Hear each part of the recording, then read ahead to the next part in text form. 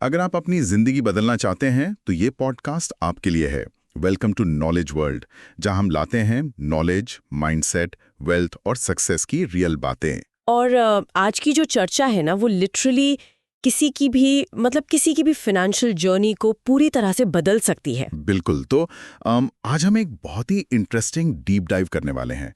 अक्सर हम सोचते हैं कि जो वित्तीय सफलता है वो कोई रातों रात होने वाला चमत्कार है या कोई लॉटरी जीतने जैसा कुछ है। राइट, ज्यादातर लोगों को यही लगता है। हाँ, लेकिन आज हम कुछ बहुत ही सॉलिड सोर्सेज का निचोड़ लेकर आए हैं।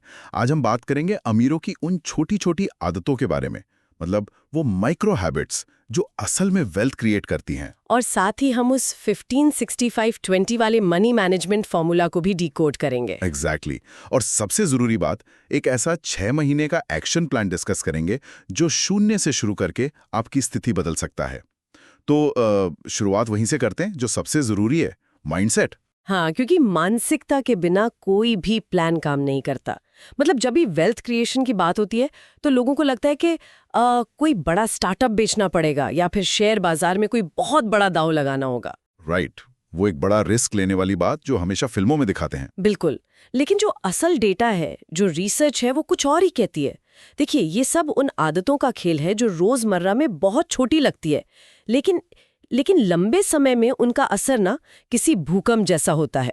वाओ, भूकंप जैसा असर। तो इसी पर मुझे थॉमस कोरले की वो रिच हैबिट्स वाली रिसर्च याद आ रही है, जिसमें अमीरों की 17 आदतों का विश्लेषण किया गया था। हाँ, वो स्टडी बहुत ही आई ओपनिंग है। ट्रू। और उसमें जो एक पॉइंट सबसे ज्यादा हिट करता है वो है क्रिएशन बनाम कंजम्पशन, मतलब निर्माण और उपभोग का अंतर। उनके डेटा के हिसाब से 67% अमीर लोग दिन में 1 घंटे से भी कम टीवी देखते हैं। और दूसरी तरफ जिन लोग आर्थिक रूप से संघर्ष कर रहे हैं, उनमें से 77% लोग रोज 1 घंटे से ज्यादा टीवी देखते हैं। एग्जैक्टली। लेकिन यहाँ मेरा एक लॉजिकल सवाल है। अब मान लीजिए कोई दिन भर ऑफिस में काम कर रहा है, वो शाम को थका हारा घर लौटता है, तो ऐसे में टीवी देखना या रील स्क्रॉल करना तो रिलैक्स करने का एक नॉर्मल तरीका है ना, इसमें क्या बुराई है? देखिए, ये एक बहुत ही ऑब्वियस सा तर्क लगता है, लेकिन इसके पीछे का जो न्यूरो साइंस है ना, वो समझना जरूरी है। जब कोई इंसान टीवी देख रहा है तो वो उस वक्त सिर्फ एक कंज्यूमर है, एक उपभोक्ता है। राइट, वो बस चीजें गटक रहा है। हाँ, दिमाग को लगता है कि वो आराम कर रहा है, लेकिन असल में आपकी ऊर्जा और आपका फोकस लगातार ड्रेन हो रहा होता है और बदले में आपको कोई वैल्यू नहीं मिलती। मतलब कोई रिटर्न ऑन इन्वेस्टमेंट नहीं है उस समय का। बिल्कुल नहीं। इसके उलट जब आप क्रिएशन मोड में होते हैं, जैसे कि कोई ब्लॉग लिखना या कोडिंग सीखना या कोई साइड बिजनेस का प्लान बनाना, तो वहां आप अपने स्किल का निर्माण कर रहे होते हैं। तो मतलब टीवी देखने से हम सिर्फ दूसरों की संपत्ति बढ़ा रहे हैं और कुछ नया सीखने से हम खुद की नेटवर्थ बढ़ा रहे हैं। एकदम परफेक्ट पॉइंट। क्रिएशन एक ऐसा निवेश है जो समय के साथ कंपाउंड होता है। हाँ, शुरुआत में ये थोड़ा थकाऊ लग सकता है, लेकिन बाद में जो डोपामीन रिलीज होता है ना, वो आपको लॉन्ग टर्म में ज्यादा फोकस्ड बनाता है। क्या बात है।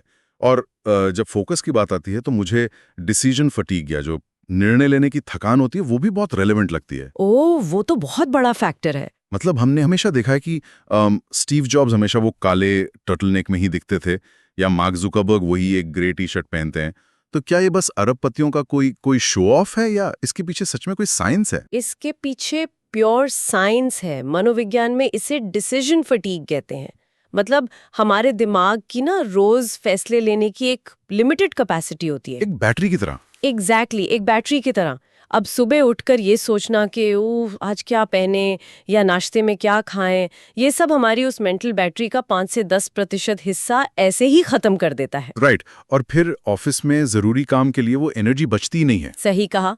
जो लोग बड़े फाइनेंशियल डिसीजन लेते हैं, वो अपनी इस ऊर्जा को इन फालतू के फैसलों से बचाना चाहते हैं। अपनी दिनचर्या को जितना हो सके ऑटोमेट कर देने से आप अपनी एनर्जी उन चीजों के लिए बचाते हैं जो सच में आपके बैंक बैलेंस के लिए जरूरी है। और मुझे लगता है यही मेंटल एनर्जी हमें उस यस ट्रैप से भी बचा सकती है। ओह यस ट्रैप, ये तो मतलब मिडिल क्लास का सबसे बड़ा दुश्मन है। हाँ, क्योंकि हम समाज में इतने उलझे होते हैं कि हर इनविटेशन, हर पार्टी या किसी के भी काम को बिना सोचे हाँ कह देते हैं। देखिए, हम इंसानों में ना दूसरों को खुश रखने की एक बहुत गहरी, एक बायोलॉजिकल नीड होती है, लेकिन समय और ऊर्जा बहुत ही लिमिटेड है। हर फालतू चीज को हाँ कहने का मतलब है कि आप अपनी फाइनेंशियल फ्रीडम को ना कह रहे हैं। वाओ, ये बहुत ही पावरफुल लाइन है। हर हाँ आपकी आजादी के लिए एक ना है। वॉरेन बफे ने भी कहा है कि सफल लोगों और बहुत सफल लोगों में यही फर्क है कि बहुत सफल लोग लगभग हर चीज को ना कहते हैं। राइट।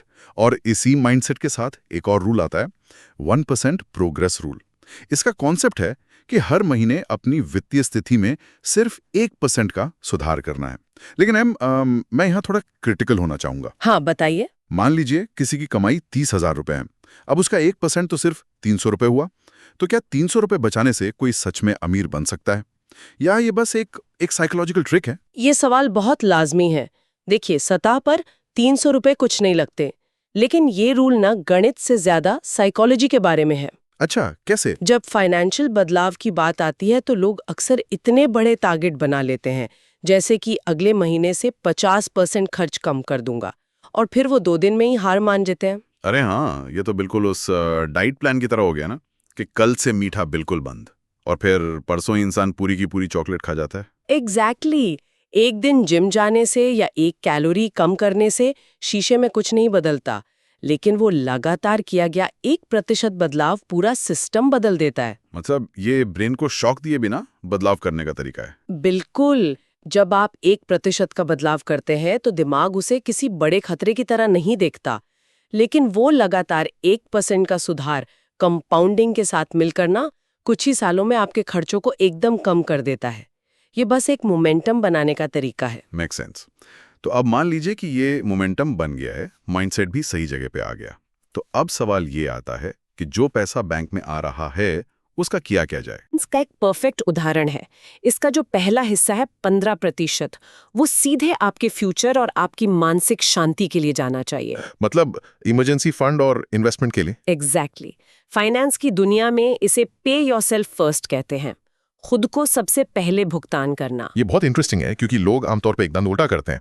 मतलब सैलरी आती है तो पहले मकान मालिक को पैसा जाता है, फिर बिल भरे जाते हैं, और महीने के अंत में जो बच जाता है बस उसे ही बचाने की कोशिश होती है। और सच कहूं तो अंत में कुछ बचता ही नहीं है। जो लोग असल में वेल्थ बनाते हैं उस सबसे पहले इस 15% को अलग कर देते हैं, जैसे कि ये सरकार को दिया जाने वाला टैक्स हो। और इस 15% को अगर सही उम्र में निवेश किया जाए तो इसका असर कितना चमत्कारी होता है, इस पर एक कहानी है जेनेट और माइक की। ओह हाँ, कंपाउंडिंग का वो क्लासिक एग्जाम्पल। राइट। तो मान लीजिए जेनेट 30 साल की उम्र में 10,000 निवेश करती है और फिर उसे 20 साल के लिए भूल जाती है। उसने फिर कभी कोई इन्वेस्टमेंट नहीं किया। ठीक है। दूसरी तरफ माइक है, वो 40 साल की उम्र में निवेश शुरू करता है और अगले 10 साल तक हर साल 2,000 लगाता है। तो माइक ने टोटल 20,000 लगाए, जेनेट से पूरे 2 गुने। बिल्कुल। लेकिन जब वो 50 के होते हैं तो जेनेट के पास माइक से कहीं ज्यादा पैसा होता है। मतलब ये सुनने में ना पूरा गणित के नियमों के खिलाफ लगता है। लेकिन ये गणित के खिलाफ नहीं है, बल्कि यही कंपाउंड इंटरेस्ट का असली गणित है। एल्बर्ट आइंस्टाइन ने ऐसे इसे दुनिया का 8वां अजूबा नहीं कहा था। सच में? देखिए, निवेश में पैसा उतना जरूरी नहीं है जितना कि समय जरूरी है। जेनेट के पैसे को बधने के लिए वो 10 साल का एक्स्ट्रा टाइम मिला। तो माइक ने ज्यादा पैसा तो लगाया, लेकिन वो उस खोए हुए टाइम की भरपाई कभी नहीं कर पाया। उनके लिए अपनी जरूरतों को 65% में रोकना, मतलब क्या ये थोड़ा जमीनी हकीकत से दूर नहीं लगता? ये बहुत ही रियल सवाल है।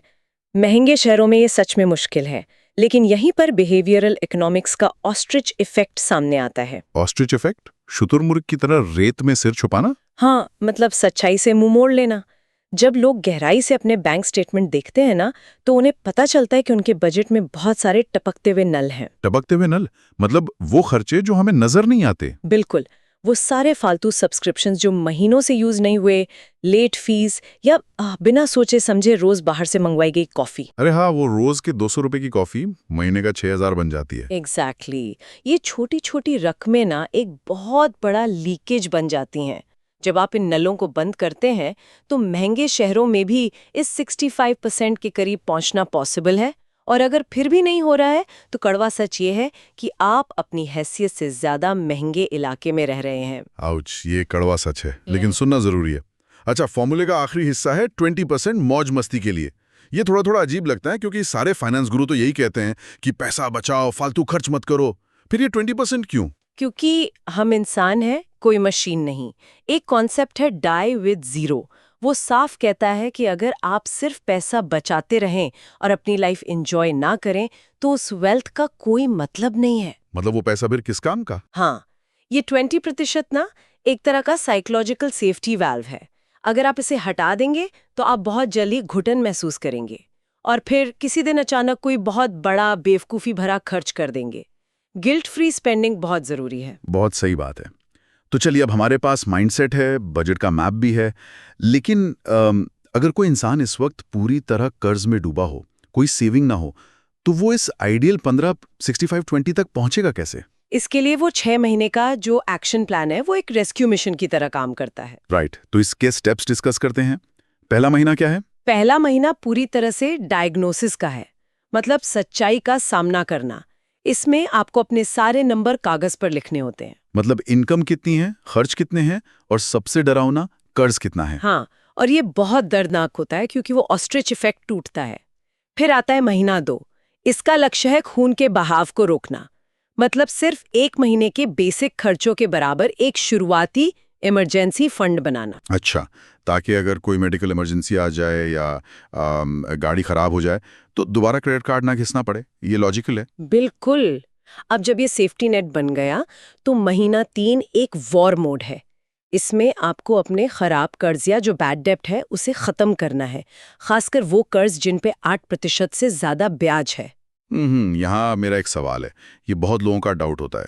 मान लीजिए किसी के पास थोड़ा एक्स्ट्रा पैसा आ गया, कोई बोनस मिल गया, तो क्या उसे पहले सेविंग अकाउंट में डालना चाहिए या अपना क्रेडिट कार्ड का बिल भरना चाहिए? बचत तो जरूरी है ना। देखिए, इसे सिंपल मैथ से समझते हैं। मान लीजिए आपके क्रेडिट कार्ड पर 22% का ब्याज लग रहा है, ठीक है। और आप उस एक्स्ट्रा पैसे को बैंक के सेविंग अकाउंट में रख देते हैं जहां 3 या 4% ब्याज मिल रहा है। तो आप हर साल लिटरली 18-19% का सीधा नुकसान कर रहे हैं।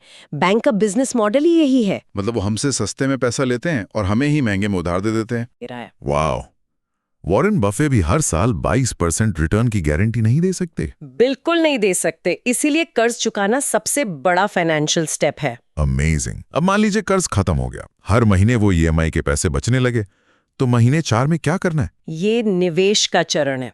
इसमें ब्रॉड मार्केट फंड्स या इंडेक्स फंड्स में निवेश शुरू करना होता है, और जो लोग जॉब करते हैं उनके लिए एम्प्लॉयर मैच का इस्तेमाल करना, जिसे फ्री का पैसा भी कहते हैं। हाँ, ये एम्प्लॉयर मैच कैसे काम करता है? कुछ कंपनियों में होता है कि अगर आप अपनी सैलरी का 5% रिटायरमेंट फंड में डालेंगे तो कंपनी भी अपनी तरफ से 5% डालेगी। अरे वाह। हाँ, अगर आप ऐसा नहीं कर रहे हैं तो आप लिटरली अपना ही पैसा टेबल पे छोड़कर जा रहे हैं। और ब्रॉड मार्केट फंड्स का फायदा ये है कि आपका पैसा सैकड़ों कंपनियों में बच जाता है, तो रिस्क कम होता है। बेहतरीन। इसके बाद आता है महीना 5, जहां हम डिफेंस से ऑफेंस की तरफ जाते हैं, मतलब इनकम बढ़ाना। अब ये बोलना तो बहुत आसान है कि इनकम बढ़ाओ, पर कोई सच में ये कैसे करे? क्या सबको एक साइड हसल शुरू कर देना चाहिए? देखिए, सबसे पहले तो एक फिक्स सैलरी वाले माइंडसेट से बाहर आना होता है। इसका मतलब ये नहीं कि कल ही कोई नया स्टार्टअप खोल लें। तो फिर क्या करें? सबसे आसान तरीका है अपने करंट स्किल्स को अपग्रेड करना।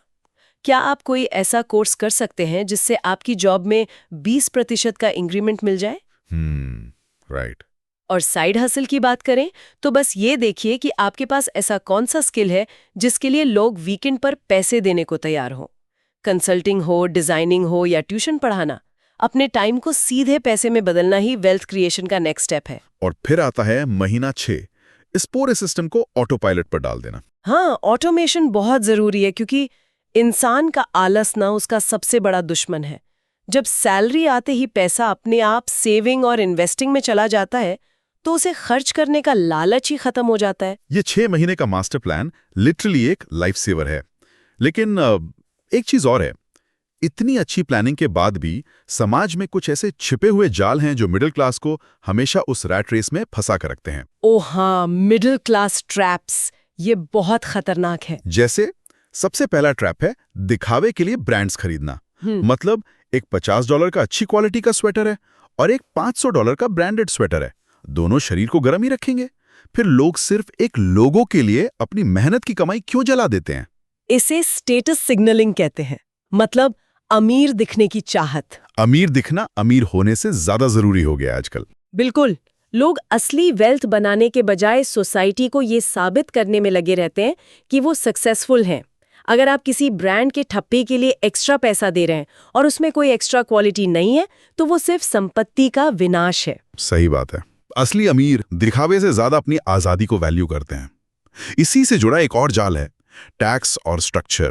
ये समझना थोड़ा कॉम्प्लेक्स है कि अमीर लोग टैक्स कैसे बचाते हैं, जबकि एक नॉर्मल एम्प्लॉय बस टैक्स भरता रहता है। चलिए इसे एक एप्पल ऑर्चर्ड यानी सेब के बाग वाले एग्जाम्पल से समझते हैं। बहुत सिंपल है। हाँ प्लीज।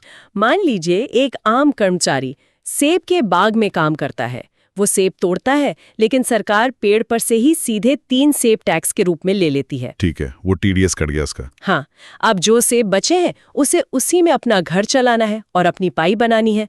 लेकिन दूसरी तरफ एक बिजनेस ओनर है। उसका स्ट्रक्चर कैसा होता है? वो सेब तोड़ता है, अपनी पाई बनाता है, उसमें से जो अपने बिजनेस के खर्चे हैं वो निकालता है, और अंत में जो सेब बच जाते हैं ना, सरकार सिर्फ उस बचे हुए हिस्से पर टैक्स लेती है। वाओ, ये एनालॉजी तो एकदम परफेक्ट है। मतलब एक कर्मचारी पहले टैक्स भरता है, फिर खर्च करता है, जबकि एक बिजनेस ओनर पहले खर्च करता है और फिर बचे हुए प्रॉफिट पर टैक्स देता है। एग्जैक्टली। और ये कोई इलीगल चीज नहीं है, ये बस रूल्स की सही समझ है। क्या बात है। और अब आते हैं मिडिल क्लास के सबसे बड़े वेल्थ किलर पर, कार खरीदने का जाल। नई कार को फाइनेंस पर लेना। जब भी कोई कार के शोरूम जाता है तो वो लोग गाड़ी से ज्यादा फाइनेंस और ईएमआई बेचने पर जोर देते हैं। ऐसा क्यों है? क्योंकि ज्यादातर कार डीलरशिप्स ना कार कम बेचती हैं और फाइनेंस ज्यादा बेचती हैं। उनका असली प्रॉफिट उस ब्याज से आता है जो आप चुकाते हैं। और कार तो वैसे भी डिप्रिशिएटिंग एसेट है, राइट? बिल्कुल। कार फाइनेंस का जाल इसलिए खतरनाक है क्योंकि कार की वैल्यू लगातार गिरती है। जैसे ही गाड़ी शोरूम से बाहर निकलती है, उसकी कीमत 15 से 20% गिर जाती है। ये तो ऐसा हो गया जैसे मैं बाल्टी में ऊपर से पानी डाल रहा हूँ, मतलब अपनी इनकम डाल रहा हूँ, और बाल्टी के नीचे कार की डिप्रिसिएशन का एक बहुत बड़ा छेद है। एकदम परफेक्ट एग्जाम्पल। और आप उस गिरती हुई चीज पर भारी ब्याज भी भर रहे हैं। रिच डैड पुअर डैड का बेसिक रूल यही है, कार एक लायबिलिटी है, ये आपकी जेब से पैसा निकालती है। तो इसका रूल क्या होना चाहिए? फाइनेंशियल रूल कहता है कि कार की कुल कीमत आपकी सालाना आय के 15% से ज्यादा नहीं होनी चाहिए। अगर लोग सिर्फ वो नई गाड़ी की स्मेल वाले मोह से बच जाए ना, तो लाखों रुपए बचा सकते हैं निवेश के लिए। एब्सोल्युटली। तो आज की इस पूरी चर्चा में हमने माइंडसेट से लेकर 6 महीने का प्लान, कर्ज का गणित और ये सारे मिडिल क्लास ट्रैप्स डिकोड किए हैं। लेकिन इन सब के बाद एक बहुत ही गहरा विचार है जिस पर सबको सोचना चाहिए। वो क्या? हमने बैंक बैलेंस बढ़ाने के सारे तरीके तो जान लिए, लेकिन असली सवाल ये है कि ये सारा पैसा हमें असल में खरीद कर क्या दे रहा है? क्या सिर्फ और ज्यादा सामान? शायद नहीं। दुनिया में सबसे कीमती चीज है समय। बिल्कुल, मैं एग्री करती हूँ। सच्ची फाइनेंशियल फ्रीडम ये नहीं है कि इंसान 24 घंटे पैसे के बारे में सोचता रहे, बल्कि ये है कि एक दिन ऐसा आए जब पैसे के बारे में सोचना ही ना पड़े। एकदम सही। जब आपकी पैसिव इनकम आपके जीने के खर्चों से ज्यादा हो जाती है ना, तब असली आज़ादी मिलती है। फिर काम करना कोई मजबूरी नहीं रहती, वो एक चॉइस बन जाता है। आपका वो समय ही आपकी असली संपत्ति है। और यही वो आज़ादी है जो इस पूरी यात्रा का अल्टीमेट गोल है। अगर आपको ये जानकारी वैल्यूएबल लगी तो इस चैनल को सब्सक्राइब जरूर करें, क्योंकि यहाँ आपको मिलती है ऐसी नॉलेज जो सच में आपकी लाइफ बदल सकती है।